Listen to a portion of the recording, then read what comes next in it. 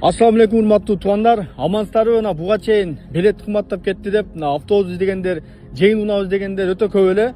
26-июнь буюрса Азат агайлар чакырып калды. Мынакей биз буюрса жумасына 2 жолдан рейс койдук, автобустарды, кыргыз автобустарды койдук, ошол Бишкекке чейин барат деп айтты. Туугандар 7,5 миң рубльден экен, силердин атыңардан 7 миңден кыл берем дейт. Чачылып калыңыздар баардыгыңыздар. Ооба, сурагандар чындыгында көп болду эле. Ушул видеону максималдуу түрдө таратып койсоңуздар аябай жакшы болот.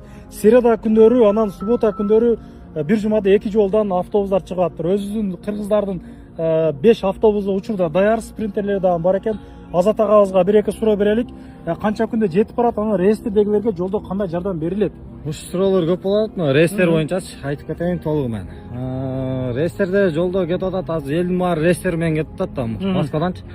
Жолдо көп жардам берем, мындай не ситуациялар болуп калат го. Ошолор ар бир адамдан эми жолдо расходу болот. Ооба. Ар бир адам башына 1,5 миң рубльден расход кетет. Рейстердеги адамдаргачы. Кыргызстанга чейин бир топтомой 1,5 миңге чейин болушу мүмкүн. Болушу мүмкүн. Эми Россияндан чыгып кеткиче 1,5 миң рубльден топтомой болот. Дальше Казакстанга кирип кеткен уже расход жок, уже нараны. Канча күндө жетип барабыз Бишкекке чейин? Бишкекке 3 сутка. 3 суткада. Жол 3 сутка, ооба. Атак 2,5 суткада кирип барып атышат биздин айтымдарчы. Водительдердин стаждары 10 жылдан жогору экен, агалар буйруса кызматка даярбыз дейт.